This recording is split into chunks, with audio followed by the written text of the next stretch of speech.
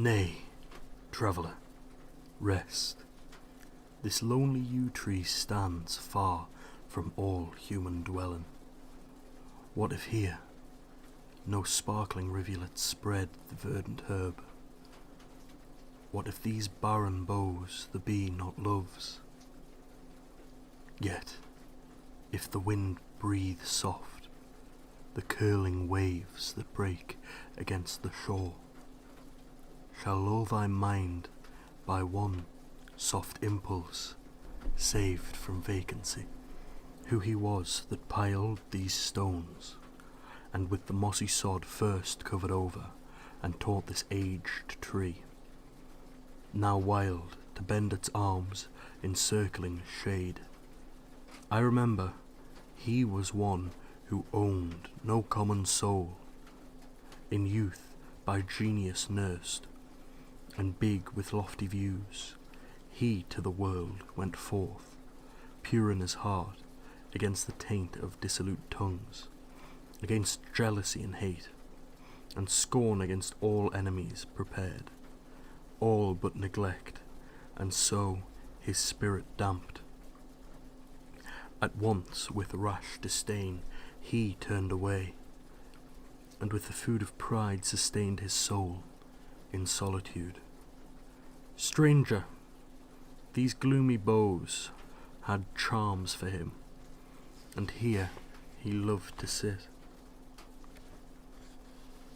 His only visitants a straggling sheep, the stone chat, or the glancing sandpiper, and on these barren rocks, with juniper and heath and thistle thinly sprinkled over, fixing his downward eye, he many an hour a morbid pleasure nourished, tracing here an emblem of his own unfruitful life, and lifting up his head he would then gaze on the more distant scene.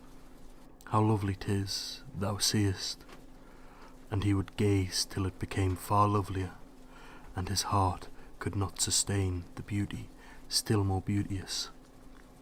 Nor that time would he forget those beings to whose minds warm from the labours of benevolence, the world and man himself appeared a scene of kindred loveliness. Then he would sigh with mournful joy to think that others felt what he must never feel, and so, lost man, on a visionary views would fancy feed, till his eye streamed with tears. In this deep vale he died, this seat his only monument.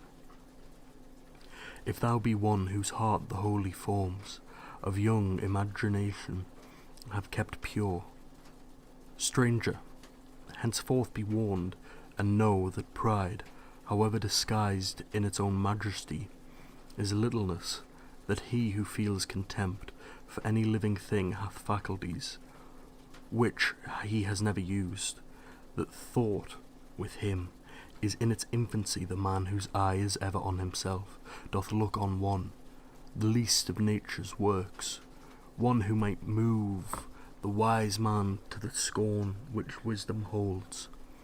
Unlawful ever, O be wiser thou, instructed that true knowledge leads to love, true dignity abides with him alone, who in the silent hour of inward thought can still suspect and still revere himself in lowliness of heart. Lines left upon a seat in a yew-tree which stands near the lake of Esthwaite, by William Wordsworth.